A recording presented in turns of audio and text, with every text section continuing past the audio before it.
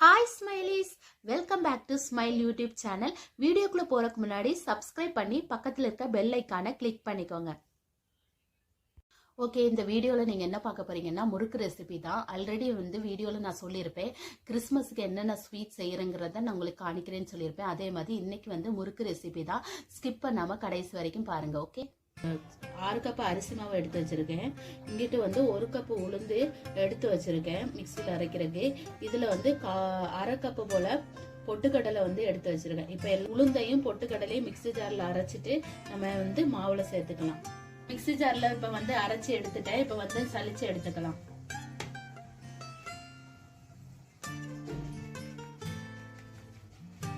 இப்போ நான் உளுந்தெல்லாம் சலிச்சு எடுத்துட்டேன். இப்போ இது கூட ஒரு 4 ஸ்பூன் போல பட்டர் சேர்த்துக்கிறேன். மெல்ட் பண்ணி சேர்த்துக்கிறேன்.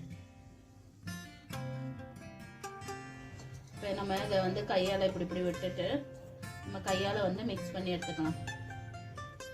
இந்த மாதிரி நல்லா மிக்ஸ் பண்ணி விட்டுக்கோங்க. கட்டி கட்டியாக இருக்கும், அதெல்லாம் இப்படி மிக்ஸ் பண்ணி விட்டுக்கோங்க. இப்போ பட்டர் ஊற்றியாச்சு. இது கூட எள்ளு 1 ஸ்பூன் எடுத்து வச்சுருக்கேன். அதை இது கூட மிக்ஸ் பண்ணிக்கலாம். பெருங்காயத்தூள் கொஞ்சமாக நீங்கள் சேர்த்துக்கோங்க.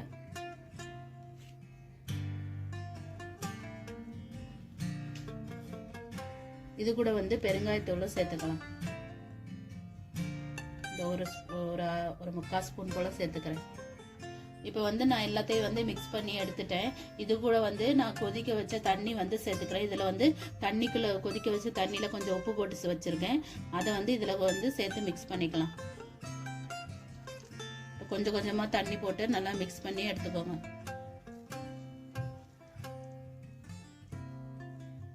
ஆமாவே நம்ம இப்போ இந்த மாதிரி குழச்சி எடுத்தாச்சுங்க பாருங்க.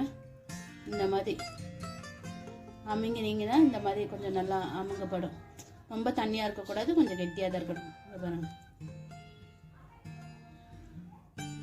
சரி, ஸ்டார் வச்சு நம்ம இப்போ முறுக்கு சுடலாம். இப்போ நம்ம முறுக்கு ஒன்றா புளிஞ்சு எடுத்துக்கலாம்.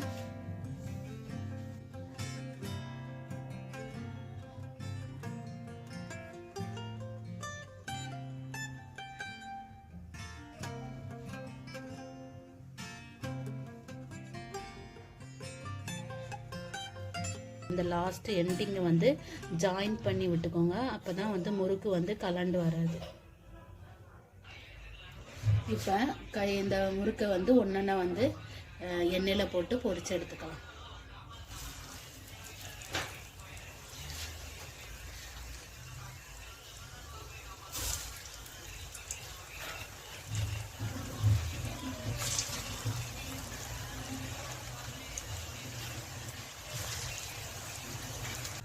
நம்ம போட்ட முறுக்கெல்லாம் ஃப்ரை ஆகிட்டு இப்போ நம்ம எடுத்து ட்ரேயில் வச்சிடலாம்.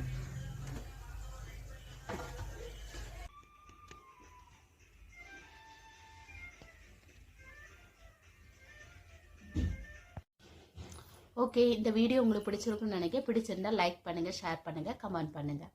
பாய் பாய்.